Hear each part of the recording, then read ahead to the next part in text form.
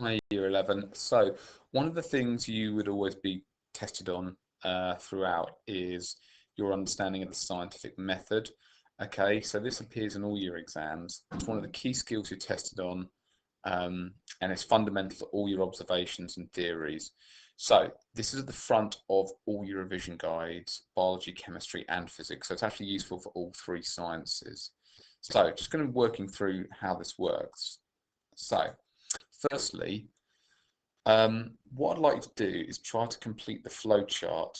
What are the basic steps in coming up with a working theory? Now, to do this, you'll need to check the revision of one of your science revision guides, okay, at the very beginning. So, firstly, what you do is you would make an observation on something that you don't understand. You then need to come up with a hypothesis. Now, a hypothesis is not the same as a prediction. A hypothesis is an idea that is scientifically testable. Okay, so I could say, for example, I can jump 1 meter, okay, into the air. I can put that to the test. I can repeatedly measure myself and see if that is true or not. Okay, so what I would like you to do is just go through the first page of your revision guide, and I'll just check the page number for you. Okay, so in your physics revision guide, this is actually all on page 1. So what I'd like to do is go through and come up with your own flowchart to complete. So you've got your first 2 steps here and here, and then what would be the remaining steps to actually outline the scientific method. Okay. So an example of how the scientific method has developed our theories and how theories have changed and developed. So again, you might be asked a question on this. So the development of the model of the atom was quite a good one, and it was all based on evidence. So originally, for 2,000 years, it was Aristotle, and he said the word atom is indivisible. Now, the idea of atoms actually fell out of favour for many years, and then came back in as a scientific theory in 1803 when John Dalton did his pressure experiments. So basically, he came up with the theory that atoms are tiny, tiny, tiny solid balls. Okay, and the experimental evidence did suggest that. There were his works on pressure and particles, and that was all supported. Then, however, J.J. Thomson, about a century later, identified that there were these things called electrons. The particles had a charge. So what he did was he took Dalton's idea of there being pressure, but he gave these solid balls charges. So an overall solid charge, positive charge, interspersed with random negative charges, the electrons. Then there was Ernest Rutherford's experiment. So you all know about this one, the gold foil experiment, and this led to the conclusion there is a tiny central nucleus and then the electrons going around. They can't really see those. Then this model was developed very rapidly. So from 1911, then just 2 years later, Niels Bohr came up with the idea that the electrons actually circle in very, very distinct energy levels. And the experiment that led to this was that they always absorb exactly the same amount of energy, okay, the same wavelengths of light, okay, or they emit them. So that means that electrons have to exist in exactly the right energy levels. And then finally, the model in 1926 was Schrodinger's model, and this is basically linked to quantum physics. And what they're saying is the electrons are probably in these sort of energy levels, but you can never know exactly where the electrons are. Okay, it's called the unpredictability model. Okay, and there it is. So theories can be represented by models, and the model of the atom has changed based on the evidence from the experiments. So essentially, these models developed based on how the experimental evidence took us in that direction. Okay, so firstly, it was just about particles. Then we discovered particles had charge. Then we did the gold foil experiment. We discovered the nucleus and the electrons. And then we did other experiments. We know the electrons have to be in certain levels, and so on and so forth. Okay, so communication. Should scientific discoveries be made public? Okay, so there's a whole section on this on page 2 at the beginning of your revision guide. Okay, so what I would like you to do is pause and simply write 2 or 3 sentences. Should scientific discoveries be made public? What are the reasons for and against? Now, also, you need to consider bias. What is bias and how does it occur? For example, confirmation bias. You have an idea about how something works, and then you look for evidence in your experiments to support that. And you can sort of conveniently might ignore evidence to the contrary. Okay, it really is important that in science you stay open-minded. If your evidence doesn't back up your findings, you can't just ignore that evidence because it doesn't fit with your original hypothesis. Okay, or if there is some small amount of evidence that your hypothesis does work, but then overwhelming evidence that it doesn't, you can't just ignore that overwhelming evidence to make it fit your theory. Okay, so confirmation bias is just one of the biases that you could write about. All right, so that's on page 2. So again, probably worth having a few notes on that. And then, of course, many scientific discoveries have economic and environmental, social, or personal issues. Take our current situation. Okay, the virus that we are currently all being in lockdown for, okay, obviously infections is a huge part of your biology topic, infection and response. But now you need to start thinking about what the economic issues of that might be. Okay, we can see quite clearly that there's been millions, billions, perhaps even trillions of pounds going to have to be spent on supporting people because of this scientific issue. And there's a social issue, how people coping with lockdown, personal issues. Okay, all of these related back to the scientific issues, the scientific discoveries. Right, on to the next thing. So the other thing is, would you want one of these in your back garden? Now, this is an issue that science has to deal with all the time. Okay, we need to consider social, economic impacts of the scientific discoveries. So we know what the issues are around wind turbines. They are useful ways of generating electricity. They reduce the effect of global warming because they don't produce any carbon dioxide. However, they're not particularly reliable. We know those issues, but would you want one of these in your back garden? Okay, possibility of noise or visual pollution. Okay, and then there's other things. Should speed limits be raised or lowered? Right, you could make a scientific case for that because fundamentally, if you are going faster, you know that, for example, your stopping distance is going to be longer because speed equals distance over time. So if you're going faster, it will physically take you longer to stop. Okay, these are things that you need to consider. Another one, is it right to use embryonic stem cells to grow new organs for patients? Okay, so again, we're talking about the moral and ethical issues. Do we use embryos, which could develop into human beings, in order to grow replacement body parts for ourselves? Okay, what are the moral and ethical issues surrounding that? And again, that's at the bottom of page 2. Now that's really important because science can't answer every question, especially ethical ones. We can present the science, but we can't actually say what we should do with it. Okay, another thing you need to consider is risk. So when you do a question on required practical, it'll often ask you to evaluate the risk. So you do need to be able to identify possible risks and what mitigating factors you can take to minimize them. So have a quick, well, say have a discussion, obviously can't do that. How could you estimate the size of the risk? Now, with this, what you need to consider is, this will probably come up if you get a question on your required practical. So any possible risk and then any mitigating factor would probably be acceptable. So for example, if you were doing the lengthen a wire practical, how you measure resistance, you know that the wire is going to get hot. So therefore, what would you need to consider with that? You might also need to consider, say, what's going on here. You've got the person walking, they might slip. So what might you do to offset that? Okay, what's missing there? There's no heat-proof mat. Okay, chemical spillages. All of these things you might need to consider. A lot of people put eye protection for one of the things last time, and it actually didn't score any marks because it was irrelevant, but people still put it. Remember, whatever mitigating factor you put for a risk, you must explain why you've done it. Okay, moving on. These are some of the required practicals. So again, possible risks.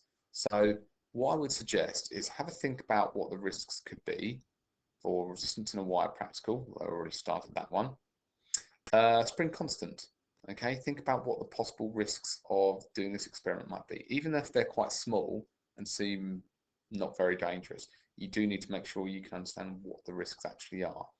And then finally, specific heat capacity. So really with this, you need to consider the risk about using the immersion heater, which, as you remember, gets very, very hot. Okay, now this part of the practical guide, investigations provide evidence to support or disprove a hypothesis. Okay, evidence needs to be repeatable, reproducible, and valid. Right, so you need to make sure you've got these words around the right way. Repeatable means exactly that. Can the experiment be repeated and the same results got? Okay, reproducible means that someone else does a similar or the same experiment and comes to the same conclusion. Okay, so say for example, it might be doing, say, resistance in a wire. So this one. So you might use a copper wire, but someone else might use, say, an iron wire. Slightly different, okay? But if the results are the same, for example, as the length of the wire goes up, the resistance goes up, then these results are reproducible, because even though the experiment is slightly different, someone will have come to the same conclusion, okay? And valid means, essentially, is the experiment any good? Are there any flaws in the experiment? So to make the investigation fair, you have to have control variables. And the bigger the sample size, the better, because the bigger sample size means that when you calculate your mean, the any anomalous results are essentially absorbed, okay, or there will be less of an influence on your mean. So say, for example, if you had 3 results and one of them was really off, that's going to throw your whole mean off. But if you had, say, 10 or even 20 results and you only had 1 anomaly, that's not going to affect your results so much. Of course, the other thing you could do is simply remove that anomalous result and then recalculate the mean with your remaining results. So this part is all on page 5 in your revision guide. So again, this is definitely worth having a look at.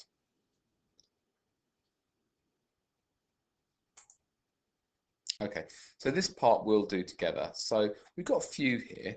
So these are the definitions that you need to understand. So 0 error, the equipment isn't zeroed properly. So actually what I'd like to do is pause the tape now and give this a quick go. Okay, so these are the answers. So I'll just quickly scroll down and you can see for yourself if you got them right. Might be worth linking these all up together.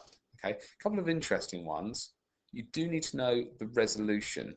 Now, the resolution is the smallest change that an instrument can detect. So, for example, a digital thermometer might be able to detect a 1/10 of a degree change. So it might say 10.1 degrees, whereas an analog thermometer can only really check every degree. So 1 degree, 2 degree, 3 degrees. So we'd say that the digital thermometer has a higher resolution. Another one might be precise. Now, people often misuse this word. Precise, the data is all really close to the mean. People often confuse it with accurate, and accurate, if you follow the line down here, really close to the true answer. Okay, so you need to make sure you make those distinctions. Right, on to the next one. I'm going to skip this off because you don't need that, but graphs show the relationship between variables. So graphs can show a positive correlation. In this case, it's directly proportional. When they're using a line of best fit, note it goes through the origin here. But also, the line of best fit isn't a dot to dot. It doesn't have to go through every point. It has to show your general pattern, okay? Which is why it would be this. This is your anomaly, this is your outlier. So you would circle it, identify it, but you wouldn't need to include it. The data can also be inversely proportional. The anomaly in this case is here. And again, you get the same thing. There could be no correlation. There's no distinct pattern here. Here, the results are all over the place. And so in a case like this, you cannot draw a line of best fit. And that's okay if that comes up in the exam. So if data is continuous, the variables are numbers, and it should be presented as a graph like this. So you would say change one thing, have a set of numbers along here, and that affects another thing. So your independent variable determines your dependent variable, set of numbers, and that will give you a graph like this, okay, or a graph like this, or a graph like this, okay, one set of numbers against another. Right, if the data is categoric, then it should be a bar chart. So this time, our independent variable, you can't give these numbers. So say, for example, your favorite restaurants, okay, you can't assign KFC a number. It's not a number, it's KFC. McDonald's is not a number, it's McDonald's, okay? So categoric data is where the independent variable is a very distinct category. Your dependent variable is still the number of people who chose it as their favorite food. So you can see you've got that going up the side, okay? But there's no distinct pattern here, nor should there be, okay? So try and make that distinction between continuous and categoric data. And that's on page 6 in your revision guide. Okay, so the next thing is, can you identify your unit? Because you need to be able to do this. So I'm just going to pause the tape now and get to see if you can identify these. Okay, most of these you should be familiar with. Just a couple for you. Temperature, you're probably used to degrees Celsius. There is another temperature measurement that they might use, which is Kelvin. Now, essentially, that is exactly the same as degrees centigrade, except 0 starts at absolute 0, okay, which is actually minus 273 degrees Celsius. So, for example, water freezes at 0 degrees, but that would be 273 Kelvin, okay? So water boils at 373 Kelvin, because that's 100 degrees more, so boiling water. So just be aware they might use that in an exam. It's very unlikely, but just got to cover my bases. Momentum is one that often people forget. Now, momentum is a combination of mass times velocity. So it's measured in kilograms, meters per second. A couple other ones. Energy is measured in joule, obviously, but work or work done is also measured in joules, because work done is a measure of energy being transferred. The only other one you might not be familiar with is magnetic flux density, measured in Tesla. Okay, and there they were. Right, scaling for big and small. Now, we did a bit on scaling the other day, so I will literally just skim over this, but you should be familiar with this, okay? Essentially, when doing calculations, you always convert it to its standard unit. So therefore, 780 grams becomes 0.78 kilograms, or 78 grams becomes 0.078, okay? So tera is 10 to the 12, giga, 10 to the 9, mega, 10 to the 6, kilo, 10 to the 3, again, milli, 10 to the minus 3, micro, 10 to the minus 6, nano, 10 to the minus 9. Okay. Okay, a couple more things you just need to do. You need to be able to spot patterns in your data. So look at the data and say what pattern you see. So have a quick look. Now, the obvious thing should be, as the current goes up, the potential difference goes up. Okay. Is that the only pattern that you can see? Now, in order to see if there's any other pattern or describe it, you might need to draw a graph, okay? So that would be the next thing that you would do. Justify your conclusion by referring to the data. You can't conclude beyond what the data actually shows you, okay? So, for example, we know that as the current goes up, the voltage goes up for a bulb, and we also know that over a certain time it will level off. So the current will stop going up. but we might not be able to conclude that from this data. So don't go beyond what the data actually shows you, okay? Even if you know things, don't go beyond that, okay? Describe what's in front of you. Right, two more things. Uncertainty. Now, this is something that's come up a lot in physics, but it also appears in biology and chemistry. When we get data, we need to know how wrong it could be. So we check by testing the uncertainty. So, for example, let's just say we've got some data here about speed. These are the different speeds that we've got. And then we calculate a mean. So just to reveal the mean. The mean is all of these 5 results added up and divided by 5. So our average is, or mean is 2.42. To find the uncertainty, first we find the range. So in this case, the lowest value is 2. There it is. And your highest value is 2.98. So our range is 0.98 meters per second. And to calculate the uncertainty, it's the range divided by 2. So 0.98 divided by 2 is 0.49. Okay, so that means that we're confident that our average is certainly not going to be out by more than 0.49. That's basically our uncertainty, and that's what this is a measure of. Now again, this appears in the book on page 10, so definitely have a look at that. And then last slide, apparatus and techniques. Now this one appears quite a lot in chemistry. Okay, it's how could there be an error in, say, reading off the resolution of this. A good one to use is a parallax error. Essentially, the way you look at the measurement might mean that it's slightly off. Okay, other things you've got, electronic equipment, ammeters measure current, voltmeters measure potential difference, stop clocks look at the resolution, it goes to the millisecond. Okay, an electronic balance also to not just grams but tenths of grams. Okay, so that would be very, very accurate. So hopefully you found this useful. I'll upload this and also some questions to help you with this, and yeah, good luck with it. See you later.